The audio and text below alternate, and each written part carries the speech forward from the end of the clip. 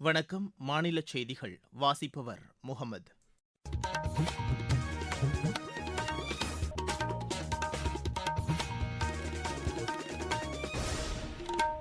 தலைப்புச் செய்திகள். நாடுகளுக்கு இடையேயான பிரச்சினைகளுக்கு அமைதி பேச்சுவார்த்தைகள் மூலம் தீர்வு காண்பதற்கு இந்தியா தொடர்ந்து ஆதரவு அளிக்கும் என்று பிரதமர் திரு நரேந்திர மோடி தெரிவித்துள்ளார். பாதுகாப்பு தளவாட உற்பத்தியில் இந்தியா சுயசார்பு நாடாக உருவெடுத்து வருவதாக அத்துறைக்கான அமைச்சர் திரு ராஜ்நாத் சிங் கூறியுள்ளார். வக்ஃபு வாரிய சொத்துக்களை கணக்கெடுக்கும் பணிகள் விரைவில் தொடங்கப்படும் என்று மாநில சிறுபான்மையினர் நலத்துறை அமைச்சர் திரு ஷாஜஹான் கூறியுள்ளார். தமிழகத்தில் நீலகிரி, கோவை, ஈரோடு உள்ளிட்ட பல்வேறு மாவட்டங்களின் ஓரிரு இடங்களில் அடுத்த 2 நாட்களுக்கு மிதமான மழைக்கு வாய்ப்புள்ளதாக சென்னை வானிலை ஆய்வு மையம் தெரிவித்துள்ளது. ஃபெடரேஷன் கோப்பை தடகள போட்டியில் பஞ்சாபின் குரிந்தர் வீர் சிங் தங்கப்பதக்கம் வென்றார். இனி விரிவான செய்திகள். நாடுகளுக்கு இடையேயான பிரச்சினைகளுக்கு அமைதி பேச்சுவார்த்தைகள் மூலம் தீர்வு காண்பதற்கு இந்தியா தொடர்ந்து ஆதரவு அளித்து வருவதாக பிரதமர் திரு நரேந்திர மோடி தெரிவித்துள்ளார். இது தொடர்பாக சமூக வலைதளத்தில் அவர் வெளியிட்டுள்ள பதிவில், அமெரிக்க வெளியுறவு அமைச்சர் திரு மார்க்கோ ரூபியோவுடனான பேச்சுவார்த்தைகள் ஆக்கப்பூர்வமாக இருந்தது என்று குறிப்பிட்டுள்ளார். இந்தியா, அமெரிக்கா இடையே பாதுகாப்பு, தொழில்நுட்பம், வர்த்தகம், முதலீடு, எரிசக்தி, தகவல் தொடர்பு, கல்வி உள்ளிட்ட பல்வேறு துறைகளில் ஒத்துழைப்பை வலுப்படுத்துவதற்கான சாத்தியக்கூறுகள் குறித்தும் விரிவாக விவாதிக்கப்பட்டதாக அவர் தெரிவித்துள்ளார். மேற்காசியாவில் நிலவும் சூழல் உட்பட சர்வதேச மற்றும் மண்டல அளவிலான பல்வேறு விவகாரங்கள் குறித்து ஆலோசனை நடத்தியதாகவும் பிரதமர் திரு நரேந்திர மோடி கூறியுள்ளார்.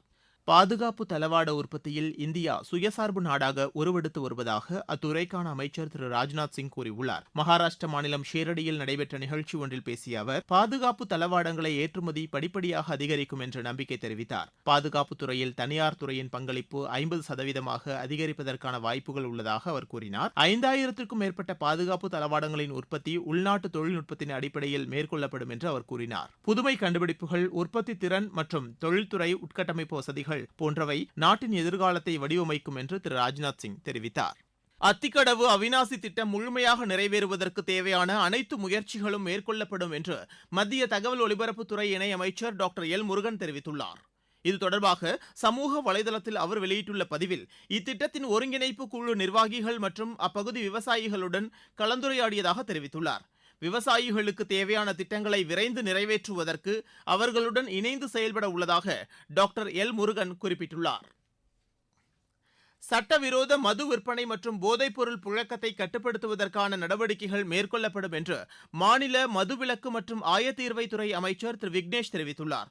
கோவை விமான நிலையத்தில் செய்தியாளர்களிடம் பேசிய அவர், டாஸ்மாக் செயல்பாடுகள் குறித்து கடந்த சில நாட்களாக ஆய்வு செய்து வருவதாக தெரிவித்துள்ளார். முறைகேடுகளில் ஈடுபட்டவர்கள் மீது கடும் நடவடிக்கை எடுக்கப்படும் என்று அவர் தெரிவித்தார். எம்மதமும் சம்மதம் என்ற அடிப்படையில் மாநில அரசு செயல்பட்டு வருவதாக அவர் கூறினார்.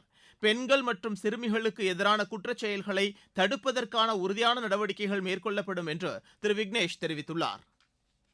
மக்களின் தேவைகளை கருத்தில் கொண்டு போதுமான பேருந்துகளை இயக்க நடவடிக்கை எடுக்கப்படும் என்று மாநில போக்குவரத்து துறை அமைச்சர் திரு விஜய் தமிழன் பார்த்திபன் தெரிவித்துள்ளார். சென்னை வேளச்சேரி பணிமனையில் நேற்று ஆய்வு மேற்கொண்ட அவர் பேருந்து ஓட்டுநர் மற்றும் நடத்துனரிடம் கலந்துரையாடினார். அரசு பேருந்துகளை செம்மையாக பராமரித்து இயக்குவதற்கும் பயணத்தின் போது ஏற்படும் இடர்பாடுகளை களைவதற்கும் உரிய நடவடிக்கைகள் மேற்கொள்ளப்படும் என்று அவர் கூறினார். பேருந்து போக்குவரத்து தொடர்பாக மக்களின் கருத்துக்களை கேட்டறிந்து உடனுக்குடன் நடவடிக்கை எடுக்கப்படும் என்று திரு விஜய் தமிழன் பார்த்திபன் தெரிவித்தார். நீங்கள் கேட்டுக்கொண்டிருப்பது மாநில செய்தி அறிக்கை. ஊரக வளர்ச்சிக்கான புதிய அத்தியாயம். வளர்ச்சியடைந்த இந்தியாவிற்கான ஊரக வேலைவாய்ப்பு உறுதி மற்றும் வாழ்வாதார சட்டம் ஜூலை மாதம் 1ஆம் தேதி முதல் செயல்பாட்டுக்கு வருகிறது. இந்த சட்டம் வருடத்திற்கு 125 நாட்கள் வேலையை உறுதி செய்கிறது. இதில் வாரந்தோறும் ஊதியம் வழங்கப்படுவது கட்டாயமாக்கப்பட்டுள்ளது. பணி முடிந்த 15 நாட்களுக்குள் ஊதியம் வழங்குவதை உறுதி செய்வதற்கான அம்சங்களும் இதில் இடம்பெற்றுள்ளன. ஊதியம் காலதாமதமாக வழங்கப்பட்டால் அதற்கான இழப்பீட்டுத் தொகைக்கும் இதில் வகை செய்யப்பட்டுள்ளது. வளர்ச்சியடைந்த இந்தியாவிற்கான பயணத்தில் மோடி அரசு தொடரும் சீர்திருத்த நடவடிக்கைகள்.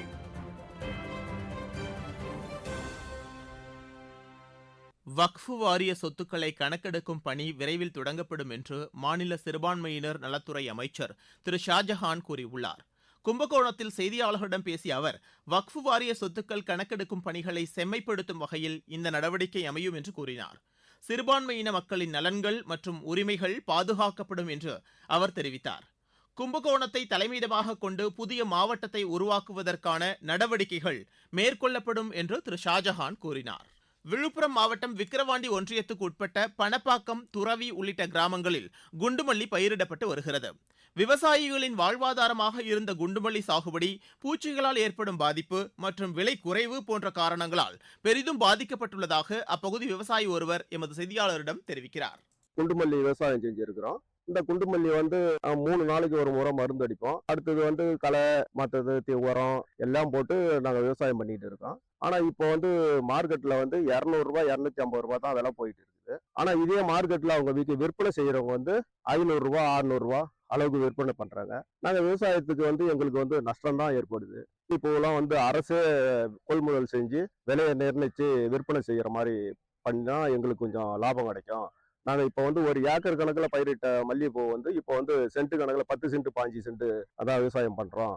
இடைத்தரகர் தான் அதிகமா லாபத்தை சம்பாதிக்கிறாங்க. விவசாயிகளுக்கு எங்களுக்கு கிடைக்கல. ஆனாலும் அரசே இதை கொள்முதல் செஞ்சு எங்களுக்கு விற்பனை செய்யற மாதிரி பண்ணா நல்லா இருக்கும். தமிழகத்தில் நீலகிரி, கோவை, ஈரோடு, திருப்பூர், சேலம் உள்ளிட்ட 19 மாவட்டங்களின் ஒரு சில இடங்களில் அடுத்த 2 நாட்களுக்கு மிதமான மழைக்கு வாய்ப்புள்ளதாக சென்னை வானிலை ஆய்வு மையம் தெரிவித்துள்ளது. தென்கிழக்கு மற்றும் அதனையொட்டிய மத்திய வங்கக்கடல் பகுதியில் நிலவும் வளிமண்டல சுழற்சி காரணமாக அடுத்த 4 நாட்களுக்கு பரவலாக மிதமான மழைக்கு வாய்ப்புள்ளதாக அந்த மையம் தெரிவித்துள்ளது. சென்னை மற்றும் புறநகர் பகுதிகளில் வானம் ஓரளவு மேகமூட்டத்துடன் காணப்படும் என்றும் மாலை அல்லது இரவு நேரங்களில் ஒரு சில இடங்களில் மிதமான மழை பெய்யக்கூடும் என்றும் அந்த மையம் கூறியுள்ளது. வங்கக்கடல் பகுதிகளில் சூறாவளி காற்று வீசக்கூடும் என்பதால் இப்பகுதிகளில் அடுத்த 4 நாட்களுக்கு மீனவர்கள் கடலில் மீன்பிடிக்க செல்ல வேண்டாம் என்று அறிவுறுத்தப்பட்டுள்ளனர். இருவரிச் செய்திகள். இஸ்ரேல் பாதுகாப்பு அமைச்சர் திரு இட்டாமர் பென் பிரெஞ்சு எல்லைக்குள் நுழைவதற்கு பிரான்ஸ் தடை விதித்துள்ளது. பங்களாதேஷில் தட்டம்மை பாதிப்பு காரணமாக கடந்த 24 மணி நேரத்தில் 13 பேர் உயிரிழந்தனர். மகாராஷ்டிர மாநிலம் தானே மாவட்டத்தில் டோம்பிவேல் பகுதியில் சட்டவிரோதமாக தங்கியிருந்த 7 பெண்கள் உட்பட நைஜீரியாவைச் சேர்ந்த 24 பேரை அம்மாநில காவல்துறையினர் கைது செய்துள்ளனர். ராணுவம் மற்றும் அது சார்ந்த தொழில்நுட்ப ஒத்துழைப்பு குறித்தும் இந்தியா, ரஷ்ய நாடுகளின் துணை பணிக்குழுவின் ஆலோசனைக் கூட்டம் புதுதில்லியில் நேற்று நடைபெற்றது. நாட்டின் குளிர்ந்த நீரில் மேற்கொள்ளப்படும் மீன் உற்பத்தி 7000 டன்னாக அதிகரித்துள்ளது. உலக பிரசித்தி பெற்ற ஸ்ரீரங்கம் அருள்மிகு ரங்கநாதர் திருக்கோவிலில் அடிப்படை வசதிகளை தடையின்றி வழங்குவதற்கான நடவடிக்கைகள் மேற்கொள்ளப்படும் என்று மாநில அமைச்சர் திரு ரமேஷ் தெரிவித்துள்ளார். சுற்றுச்சூழலை பாதிக்கக்கூடிய சாய கழிவுகளை வெளியேற்றும் தொழிற்சாலைகள் மீது கடும் நடவடிக்கை எடுக்கப்படும் என்று மாநில அமைச்சர் திரு வி கே ராஜீவ் தெரிவித்துள்ளார். திருப்பத்தூர் மாவட்டம் அவ்வைநகர் பகுதியில் தேனீக்கள் கொட்டியதில் ஒருவர் உயிரிழந்தார். செங்கல்பட்டு காஞ்சிபுரம் சாலையில் காவல்துறையினர் மேற்கொண்ட வாகன சோதனையின் போது தடை செய்யப்பட்ட போதைப் பொருட்கள் பறிமுதல் செய்யப்பட்டன. காஞ்சிபுரத்தில் பிரசித்தி பெற்ற காமாட்சியம்மன் கோவிலில் வைகாசி மாத வளர்ப்பிறை அஷ்டமி தினத்தையொட்டி 1008 தீபம் ஏற்றி பக்தர்கள் வழிபட்டனர். விளையாட்டுச் செய்திகள். ஃபெடரேஷன் கோப்பை சாம்பியன் போட்டியில் பஞ்சாபின் குரிந்தர் வீர் சிங் தங்கப்பதக்கம் வென்றார். ராஞ்சியில் நடைபெற்ற ஆடவர் 100 மீட்டர் ஓட்டத்தில் 10.9 வினாடிகளில் இலக்கை எட்டி புதிய தேசிய சாதனை படைத்துள்ளார்.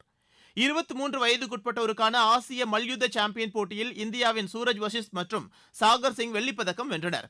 வியட்நாமின் டான் நாங் நகரில் நடைபெற்ற போட்டியில் ஆடவர் 60 கிலோ எடைப்பிரிவில் சூரஜ் வஷிஷ்டும் 67 கிலோ எடைப்பிரிவில் சாகர் சிங்கும் இப்பதக்கங்களை கைப்பற்றினர். ஐபிஎல் கிரிக்கெட் போட்டியில் பஞ்சாப் அணி 7 விக்கெட் வித்தியாசத்தில் லக்னோ அணியை வென்றது. லக்னோவில் நேற்று நடைபெற்ற ஆட்டத்தில் முதலில் ஆடிய லக்னோ அணி நிர்ணயிக்கப்பட்ட 20 ஓவரில் 6 விக்கெட் இழப்பிற்கு 196 ரன் எடுத்தது.